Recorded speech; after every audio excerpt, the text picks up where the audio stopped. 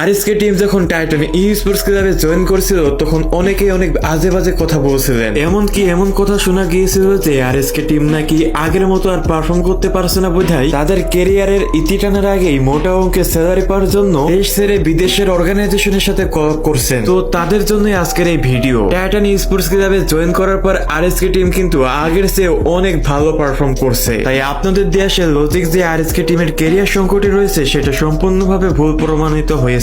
আর আপনারা যারা বলছেন দেশি অর্গানাইজেশন রেখে কেন বিদেশের অর্গানাইজেশনের সাথে কোলাবোরেশন করছে তাদেরকে বলতেছে আরএসকের মতো এত সাকসেসফুল একটা টিমকে এতদিন দেশের কোনো অর্গানাইজেশন কেন হায়ার করে নাই। তারা তো ন্যাশনাল এবং ইন্টারন্যাশনাল লেভেলে অসংখ্য অ্যাচিভমেন্ট এনেছে, অথচ টাইটান ই স্পোর্টস ক্লাব তাদের প্রত্যেকটা মেম্বারকে প্রতি মাসে 2টা আইফোন 17 প্রো ম্যাক্স এর সমান স্যালারি দিতেছে। শুধু তাই না, বাংলাদেশের ফ্রি ফায়ার পুরোপুরি লিগালাইজ হলে তারা বাংলাদেশের সবচেয়ে ভিআইপি এলাকায় তাদেরকে বুট ক্যাম্পও প্রোভাইড করবে। তো বুঝতেই পারছেন ই স্পোর্টস এ কত চমৎকার কেরিয়ার গড়া সম্ভব। তাই আজে বাজে কথা না বলে আপনারাও গ্রাইন্ডিং শুরু করতে পারেন। এটা তো মাত্র শুরু হয়েছে, বাংলাদেশের ই স্পোর্টস আরো অনেক দূর যাবে। আপনারা যদি একটা টিম নিয়ে নিয়মিত একটা বছর পরিশ্রম করতে পারেন তবে আপনাদের পক্ষেও আরএসকে এর মতো জায়গায় যাওয়া সম্ভব। আর গ্রাইন্ডিং করার জন্য নির্ভরযোগ্য যদি কোনো প্ল্যাটফর্ম না পান তাহলে টাইটান ফোর্স বেটার হতে পারে আপনাদের জন্য সেরা গন্তব্য। তারা খুব প্রফেশনালি সবকিছু হ্যান্ডেল করে থাকে। আমি তাদের অফিসিয়াল টিকটক আইডি মেনশন করে দিতেছি, সেই আইডির বাইরে গেলে আপনারা সকল ইনফরমেশন পেয়ে যাবেন, চাইলে একবার দেখে আসতে পারেন।